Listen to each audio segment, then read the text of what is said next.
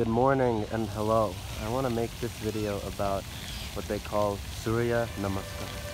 Surya means sun, and Namaskar basically is, well, I don't know the exact meaning of it, but it's just Surya Namaskar. It's like namaste, it's like welcome or hello or worship or something. And basically there are people over here, right, who are sitting in the direct ray of the sun and just praying, right? And the entire India is actually on one standard time. It's actually 9 and a half or 10.5 hours ahead of the east coast of America, depending on daylight savings or not. But there's a half-hour increment which has changed for India, right? Like if the hourly increments here, India is geographically located like this, and on this particular part of the globe, India just has its own one time zone, right? So basically, and then above and below, it goes back to its normal, gradation.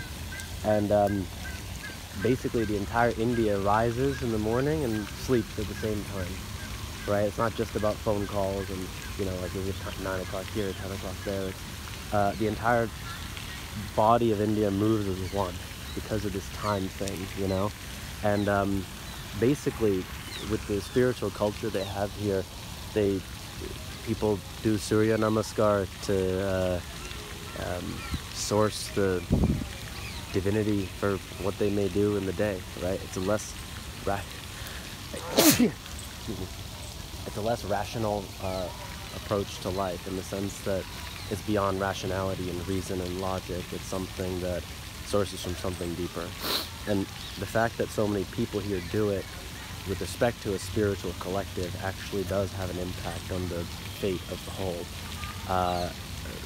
regardless of the actions of the others, right?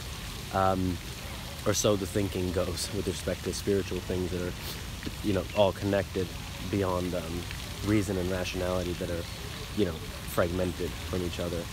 And I bring this all up to say that if you come to India, like George Harrison of the Beatles, he came here in the 60s, and he said that he felt like he got transported back in time by 2,000 years, right? You'll have a wandering sadhu, like a wandering guru or a wandering monk or man, and he just sleeps on the bench, and then he goes and wanders to another place, right?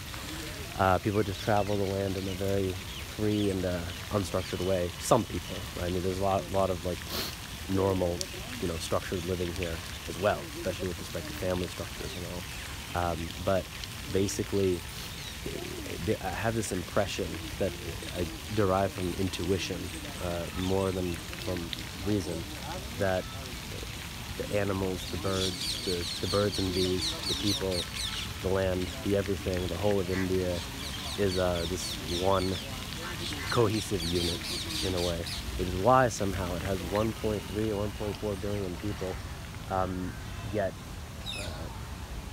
now there's a lot of poverty, right, and there are problems here, but nonetheless it's still it's a cohesive, structured, cohesive, functioning democracy. It's a peaceful country. It doesn't attack other countries. It's just a very, very nice place, to put it simply.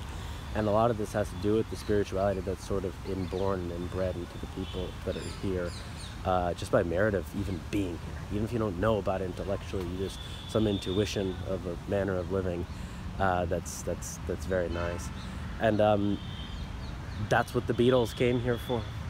They came here to learn those practices, to experience that, and they wrote the White Album here. To me, that's their best album. Steve Jobs came here for 2 months in the early 74 or something, and he meditated for 2 months in an ashram with a Neem Karoli Baba. And my mom actually made me go. I wanted to go to the Beatles ashram in Rishikesh. She's like, if we go there, we're gonna have to go to the Steve Jobs ashram. I'm like, I don't want to, but she made me, and we took a whole large trip there. It took like an extra day and a half round trip to drive to that spot, and we spent like 2 hours there. But I bought his book, I got to see the place, right, and I got to just soak up the energy a little bit, right?